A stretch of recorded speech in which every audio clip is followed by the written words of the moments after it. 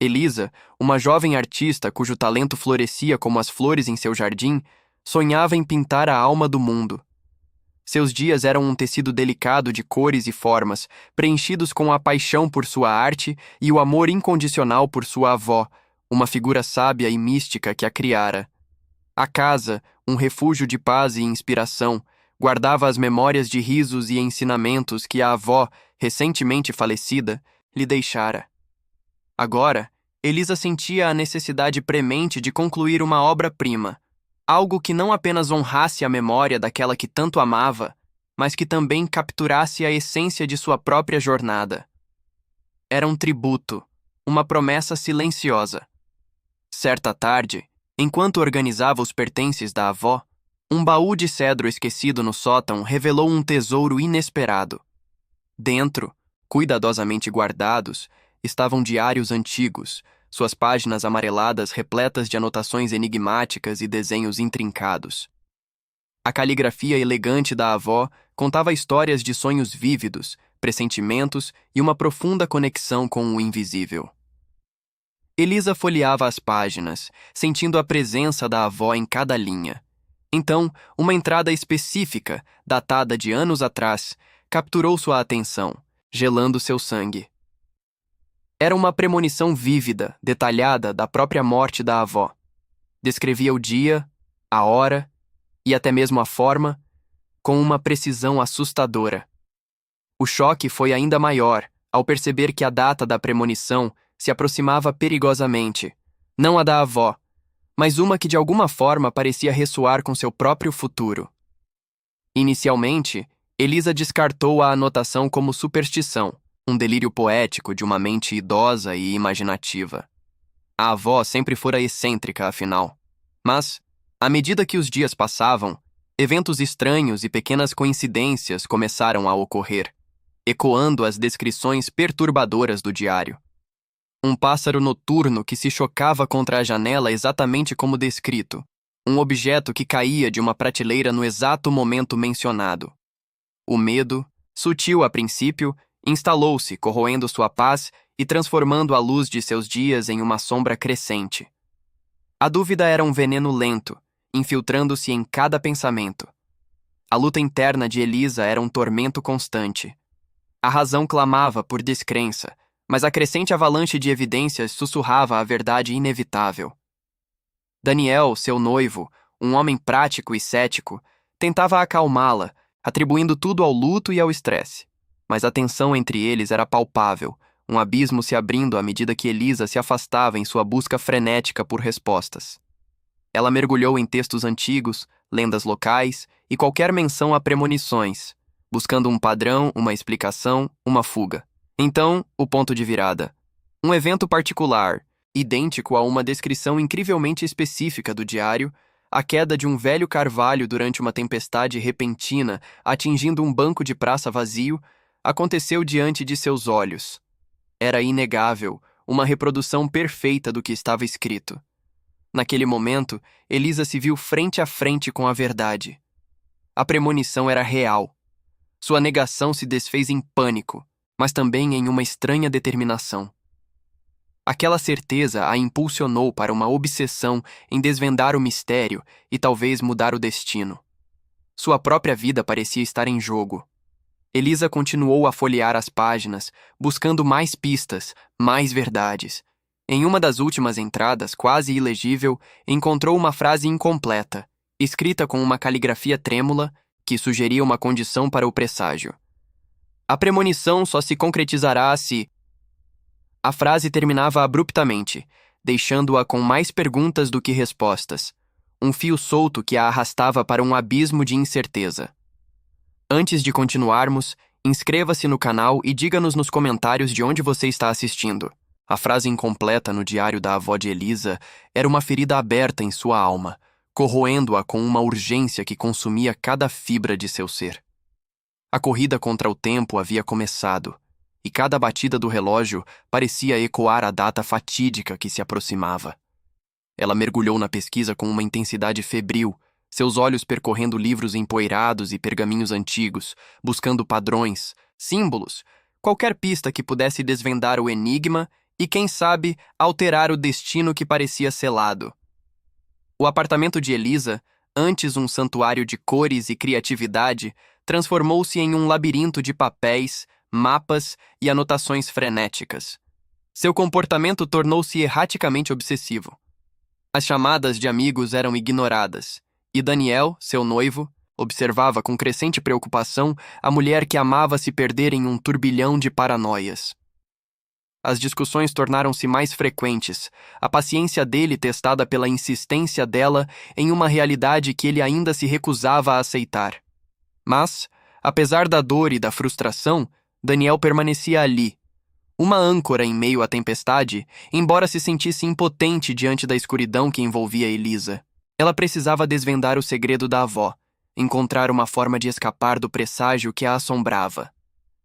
Em sua busca incessante, Elisa encontrou um fio de esperança na biblioteca municipal.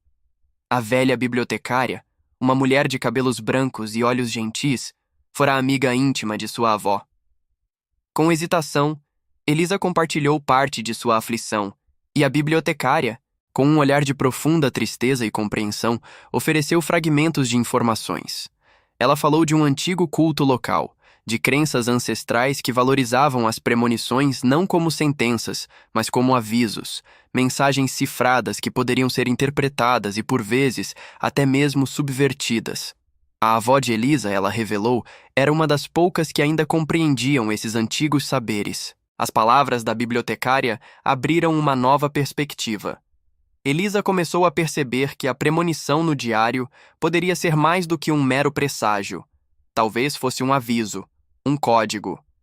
Investigando as histórias e lendas locais, ela tropeçou em relatos de uma antiga disputa por terras, envolvendo sua avó e uma figura influente da cidade, um parente distante que sempre fora visto com desconfiança pelos mais velhos. Havia sussurros de traição, de documentos forjados e de uma injustiça que manchara a honra de sua família. A verdade começou a se desenrolar, fria e dolorosa. A avó de Elisa havia sido alvo de uma conspiração no passado. A premonição, então, não era apenas um presságio de morte, mas um aviso, uma maldição plantada por aqueles que a haviam enganado. A confiança de Elisa foi abalada, especialmente em relação a figuras do passado que ela sempre considerara inofensivas. A revelação de que a avó fora traída por alguém próximo acendeu uma chama de raiva em seu peito, transformando o medo em uma determinação feroz. Elisa confrontou o parente distante, um homem de semblante austero e olhos evasivos, que outrora parecia inofensivo. No embate, a verdade emergiu, parcial e retorcida, mas inegável. A avó havia sido enganada e traída por ele e seus cúmplices. A premonição era, de fato, uma forma de aviso cifrado, uma mensagem deixada para que, um dia, alguém pudesse desvendar a verdade. O real perigo não era o destino inevitável da morte, mas uma ameaça ainda presente, um esquema de manipulação e poder que havia se perpetuado por anos. A raiva e a dor pela traição à sua avó se converteram em uma força motriz. A morte iminente não era mais um fardo a ser evitado, mas um catalisador para a vingança e a busca por justiça. O amor por Daniel, testado ao limite, surpreendentemente se fortaleceu na adversidade. Ele viu a força de Elisa, sua resiliência, e prometeu estar ao seu lado. Entre os pertences da avó, escondido sob o forro de uma velha caixa de costura, Elisa encontrou um mapa. Desenhos intrincados e símbolos antigos indicavam um local secreto, um santuário esquecido que poderia conter a chave para desvendar a verdade completa e o verdadeiro propósito da premonição.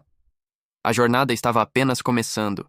Elisa, com o mapa da avó firmemente apertado nas mãos, sentia uma mistura de apreensão e determinação. Aquele pedaço de papel, envelhecido pelo tempo e manchado por segredos, era a sua única esperança. Daniel, agora totalmente ao seu lado, segurava sua mão, transmitindo uma força silenciosa. Juntos, eles seguiram as intricadas marcações que os levaram para além dos limites da cidade, por trilhas esquecidas e densas florestas, até uma clareira escondida. Ali, semi-oculto pela vegetação, erguia-se um antigo santuário, suas pedras cobertas de musgo e seus símbolos entalhados quase apagados pelo tempo. Era um lugar de mistério e silêncio, onde a história parecia respirar. A motivação de Elisa era clara: descobrir a verdade por trás da traição da avó, vingar as injustiças passadas e, se possível, reescrever seu próprio destino. O santuário era um labirinto de corredores estreitos e câmaras escuras, iluminadas apenas pela fraca luz que filtrava pelas frestas das pedras. Em uma câmara central, ornada com complexos afrescos de estrelas e constelações, eles encontraram o que parecia ser um altar, e sobre ele, uma figura humana sentada em meditação. Era o antagonista, o parente distante, cujos olhos agora brilhavam com uma malícia fria e calculista. Ele os esperava. O confronto final começou não com gritos, mas com sussurros venenosos. O antagonista revelou, com um sorriso de escárnio, o plano completo. A avó de Elisa havia descoberto um segredo antigo, um tesouro de conhecimento e terras que o antagonista cobiçava. A premonição, ele explicou, não era um presságio místico, mas uma profecia cuidadosamente orquestrada, uma armadilha psicológica plantada para desestabilizar a avó e, eventualmente, Elisa.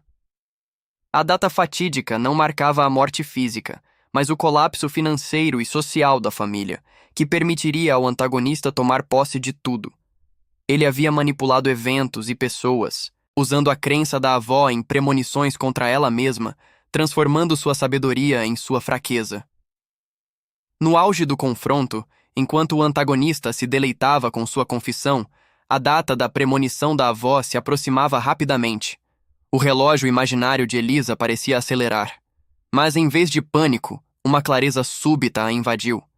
Ela lembrou-se das últimas palavras incompletas do diário, da frase: "A premonição só se concretizará se..." Aquela condição que a atormentara por tanto tempo, agora se revelava. Não era sobre uma ação específica, mas sobre a inação. A premonição se concretizaria se ninguém agisse para impedir o plano do antagonista. Elisa usou seu conhecimento dos diários e sua própria arte, a qual a avó sempre elogiara, para desvendar um último enigma. Nos afrescos do santuário, ela percebeu um padrão, um mapa estelar que, quando alinhado com as anotações secretas da avó, revelava a localização de documentos que provavam a fraude do antagonista. Com uma agilidade surpreendente, ela moveu uma peça do altar, revelando um compartimento secreto que continha os papéis que desmascaravam toda a conspiração. A morte prevista não era a sua própria, mas a do esquema do antagonista, a morte de uma velha injustiça que assombrava sua família. A revelação foi a redenção. Elisa percebeu que a premonição da avó não era sobre morrer, mas sobre matar a ameaça que pairava sobre a família. A data era um prazo, um ultimato para Elisa agir, para usar sua inteligência e sua coragem para proteger o que era dela por direito. A redenção da avó foi alcançada através das ações de Elisa, que não apenas desvendou o mistério, mas também enfrentou e derrotou a escuridão que tentava consumir seu legado. O antagonista, desmascarado e sem saída, foi entregue às autoridades. A verdade foi revelada publicamente, limpando o nome da avó de Elisa e restaurando a honra da família. Elisa e Daniel, mais fortes e unidos do que nunca, reconstruíram suas vidas. A experiência os havia transformado, forjando um laço inquebrável. Elisa finalmente terminou sua obra de arte, não como uma homenagem fúnebre, mas como um vibrante testamento de superação, justiça e a força indomável do espírito humano. Elisa olhou para o futuro, não com medo do destino, mas com a sabedoria de que o amor e a verdade podem reescrever qualquer presságio. A premonição não foi o fim, mas o começo de uma nova história, uma história de triunfo que provava que a vida, mesmo diante das sombras mais densas, sempre encontra um caminho para a luz.